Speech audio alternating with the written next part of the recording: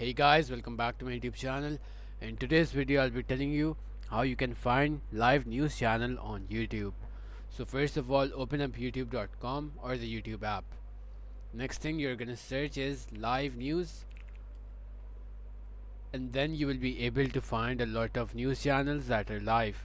Now to check which channel is actually live, you will be able to see this red button where it says live.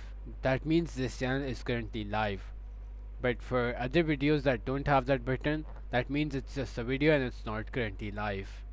Now if you want to find out the news channel for a certain country, you can just search that country's name after the live news space. Let's say I want to find America's news channel, I'll type in USA. And as you can see, now I can see live channel news for USA. That's it for today's video. If this video helped you guys out, please make sure to leave a like and subscribe to our channel, as it really helps us out. And for further videos like this, just comment down on what you guys would want to watch next in the future. That's it for today. Thank you for watching.